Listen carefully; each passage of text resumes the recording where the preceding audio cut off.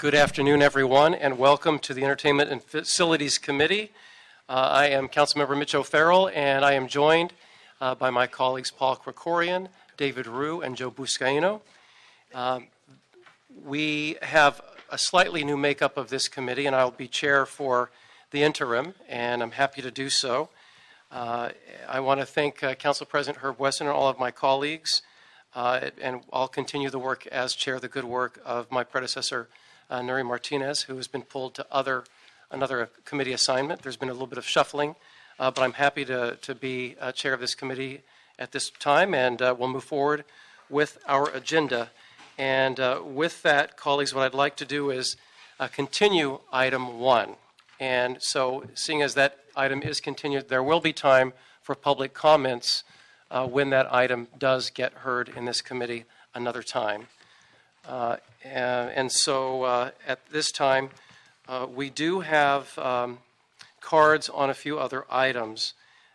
What I'd like to also do, and we'll hear these comments on the 2 items, but I'd like to take items 2 and 4 on consent, if there are no objections to items 2 and 4 being taken on consent. So continuing item 1 and 2 and 4 on consent. And without objection, that will be the order. And what I will do, Ms. Ramirez, since you filled out some comment cards here, I will give you 4 minutes for your comments on items 2, 5, and public comment, all rolled into one. 4 minutes, Ms. Ramirez.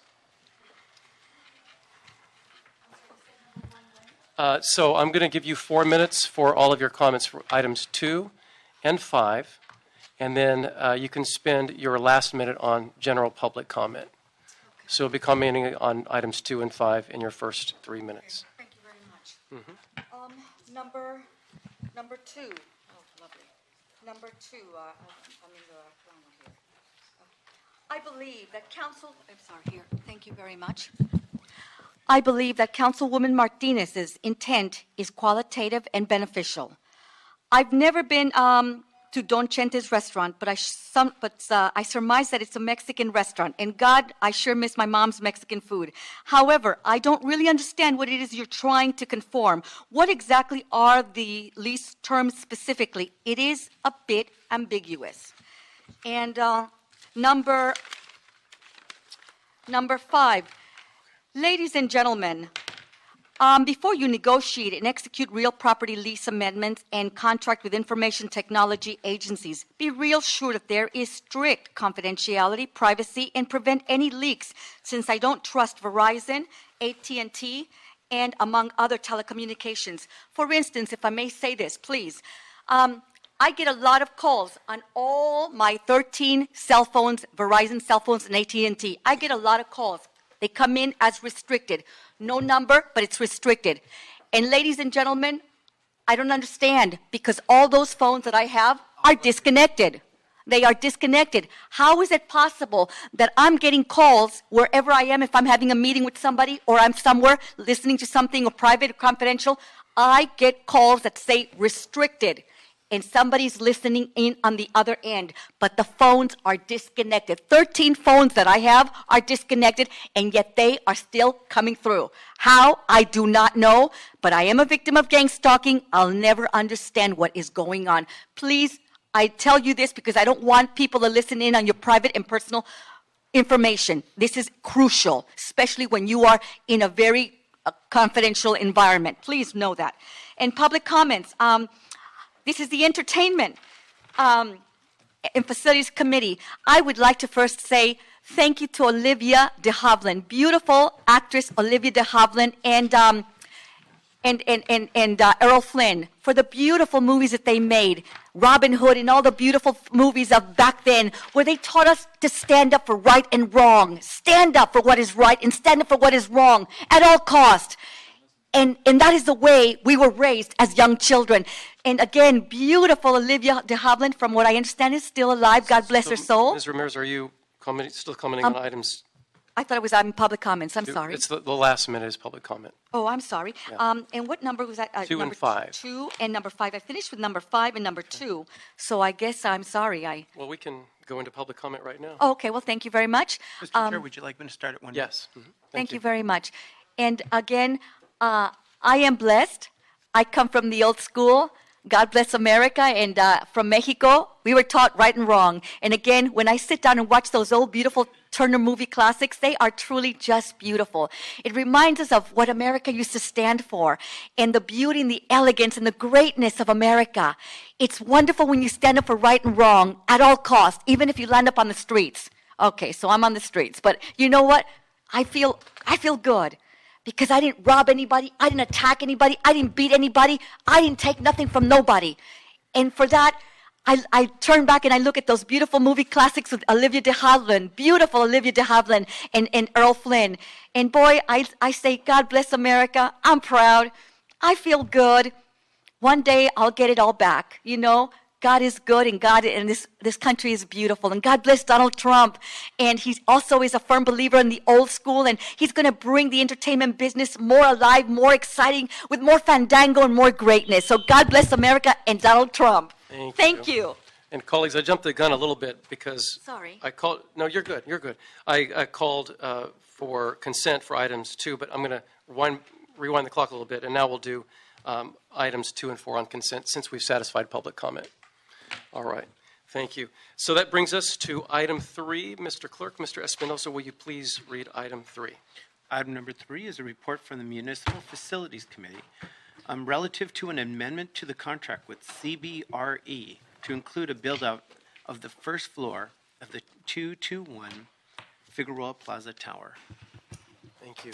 Hi, good afternoon. Melody McCormick with the Department of General Services. So before you is a report that did come through the MFC with the latest phase to continue filling the 221 tower at Fig Plaza.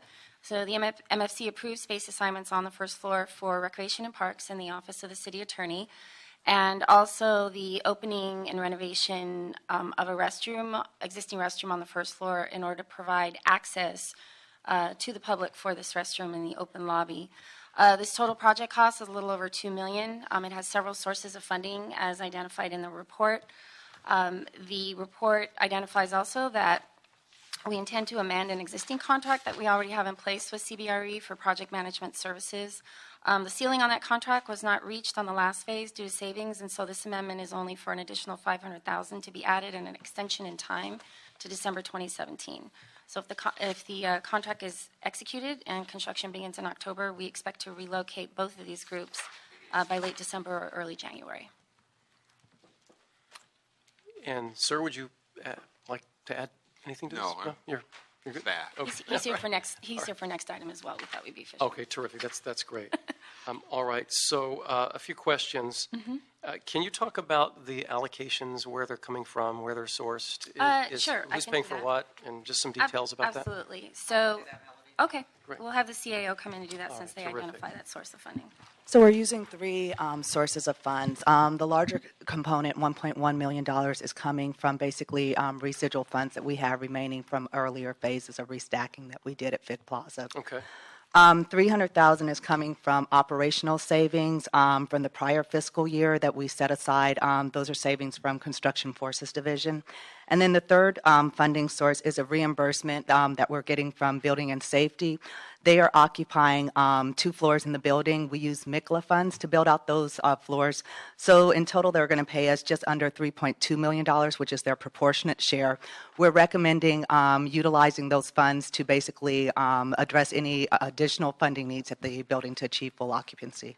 And are we, thank you, Ms. Hollins, are we clear on what the net cost is that insurance didn't cover from this fire from, what was it, 3 years ago now?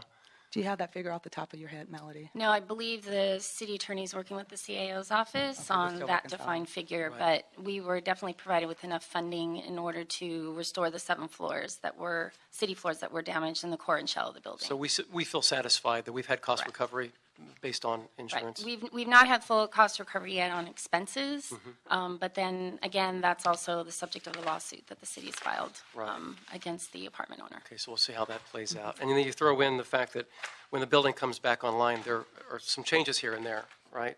Rec and Parks, which they used to Right. offer. We have restacked. Yeah, just the restacking. We have restacked the entire tower. All right, so it makes more sense to restack it for today's needs than before the fire occurred. Right. And LADBS, their presence and their funding, what footprint did they have previous, and what footprint are they going to have with restacking? They previously had several floors. They had 2 floors in the North Tower. They also have several floors, obviously, in the South Tower. We've since added the One-Stop Development Center on the 5th floor of the 201 Tower. They have currently taken floors 11 and 12. They are relocating their code enforcement division from the Paramount Plaza, so off of a lease and into the city facility. Okay, which makes more sense Exactly, so- efficiency-wise for Right, them. so they'll have a presence in both towers. Terrific, thank you. And can you talk a little bit about the CBRE sole sourcing? It's been a while since I recall Right. hearing the Okay. reason for that. No problem. I think it was when I was So- in the committee before, when I was brand Right, new. so CBRE currently holds a contract with the city for the operation of Fig Plaza, the day-to-day operation. So because these construction projects are so integrated with the building's engineering staff, it makes sense that their fusion team also provide the project management services on not just the restoration of the building, but also the all of the TIs for the incoming phases. They've done an excellent job. They have their entire team on site. And so we have continued to amend that same contract in order to just keep those projects going as quickly as possible. We do want to fill the space. We do want to, have revenue coming in from parking and so forth. So the quicker we can fill the building, it just makes a lot more efficient sense to be utilizing them to do that. They do bid out the largest piece of the project, and that would be the general contractor. So we have competitive bidding throughout all phases of the project. It's been quite a process, hasn't it? It has. And the disruption has been just so profound. I don't know how the departments have handled it, but they have. They So have. it's remarkable. With challenges. Yeah, definitely. And so lastly, on my question is the budget of the funding from these sources. Does it also include furniture and other furnishings? Is that all? The project budget provides funding for workstations because they have to be purchased and installed to fit the space. But as a general rule, we do not purchase any private office furniture. Departments bring that with them. So we relocate their existing furniture from their prior location. Terrific. All right, I do have one amendment that I'd like to make, and that is a recommendation to the report that allows the CAO to make any technical adjustments to this report as necessary. Okay, and that is not a surprise to me. Yeah, thank you. Colleagues, questions, comments? No, we're good. Okay, so thank you so much. What I'm going to recommend is approve the Municipal Facilities Committee recommendations with an additional instruction to authorize the CAO to make technical adjustments Thank as you. necessary, We appreciate that. as articulated by Ms. McCormick. We will move this item forward. Thank you so much. Thank you. And that brings us to item 5. Thank you. Again, Melody McCormick with me is the. And Mr. Espinosa is just going to read the item, and we'll. Sorry. Yeah. Item number 5 is a report from the Municipal Facilities Committee relative to negotiating and executing a lease amendment for office space located at 120 South San Pedro Street for the Information Technology Agency, Channel 35. Again, Melody McCormick with GSD. With me is John Shepard from our leasing team. The city currently leases office space at a building in Little Tokyo for the Channel 35 staff, whose permanent home in approximately 2 years is going to be the Merced Theater space at El Pueblo. I'd like to note that this item that we have on here doesn't affect their studio space, which is in a leased building next door. So this lease contract for the staff expired in January 2016, and although a year ago, Mr. Shepard's leasing team attempted to renew the lease, the landlord was not receptive to doing so because they are in the process of selling the building and felt that it was best to do so with it unencumbered with tenants. But due to its critical function to our elected officials, the city team was able to negotiate an extension to the lease until February 28th of 2017.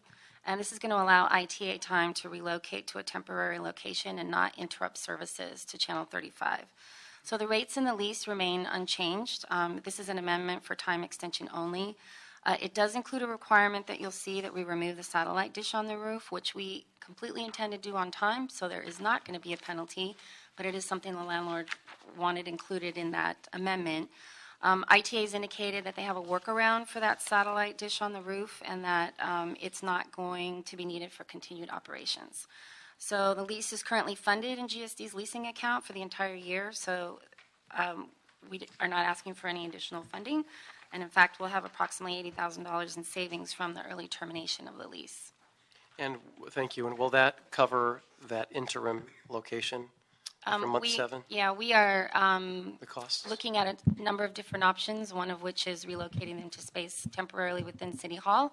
And we're currently working on that space plan, and we can report back later on Oh, final great. That was my costs next for that. question. What's the space? So City Hall, this building? Perhaps, yes. Perhaps, okay. It's one of the spaces that we're looking at this time. Bernice Holland, CAO. Due to the connectivity issues, the only really feasible place to relocate staff is on the 10th floor because it's already connected for these meetings. We did not report to MFC to request the official space designation until we could provide all the programming information. So that will be going to MFC, I would imagine, by next month at the latest to formally assign the space. But BOE is already working with the department to do the space planning, so we are moving ahead.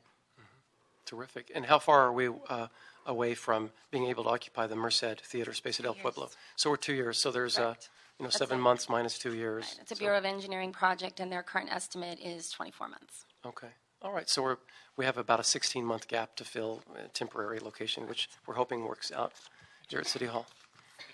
Yeah, absolutely. Please, Mr. The Buscaino. relocation in the interim, thank you, Mr. Chairman. The relocation in the interim will be on the 10th floor, and what would be the cost associated with the tenant improvements somewhere on the 10th floor? Just because of the timing factor, we ideally need to effectuate this move prior to the winter holidays to avoid a programming impact. So we don't really have a lot of time to do tenant improvements. We're trying to evaluate whether we can just move in as is. There are 4 adjoining suites. BOE has determined that they would not be able to basically increase the usable space by breaking through the walls, so we'll probably leave it in its current condition. The question that we have right now is really whether or not it's sufficient space for the amount of staff involved. We do have some alternate backup space, if not on this floor, potentially the LA Mall, but those are the types of issues that we're trying to get a handle on. The cost at this point, we're just looking at very minimal cost. It would be more for the cost of the replacement equipment, and we're working with ITA to just determine appropriate sources of funds for that. Thank you. And will the 10th floor, should this work out, will it be completely vacated or the space that you need on the 10th floor, will it be completely available? It's currently Without displacing- vacant. Oh, It's currently vacant. It's been used for storage for several years, so it's actually a very good utilization of space. Okay, great. Quick question. So you had mentioned making sure we get the satellite dish off there because does the lease require that the city pay a penalty for not removing it? If we do not remove it, so I'm here to assure you that we already have a scope out there. We're getting a cost back, and we will be removing it on time. We will right. not be incurring this penalty. I fully believe you. The consequence would be $500 a day. Yeah. Is that right? Yeah. Okay. It's a very large satellite. It was brought in originally by a helicopter. The proposal we're looking at right now would merely be dismantling it Right. and carting it away, not on a helicopter. Not a helicopter. Okay. Terrific. All right. Colleagues, any other questions, comments? No? Okay. So that being said, so I recommend that we approve the Municipal Facilities Committee recommendations to authorize GSD to negotiate and execute the lease amendment for the property located at 120 South San Pedro Street to extend the lease to February 28th, 2017, as noted, and instruct GSD to report on the cost to remove the satellite and relocate Channel 35. Does that cover it? Okay. Terrific. Without objections, that will be the recommendation. Thank you. Thank you. So move. We are good to go. And are there any other items, Mr. Espinosa? No, Mr. Chair. All right. All comment cards have been satisfied, and this meeting is adjourned. Thank you.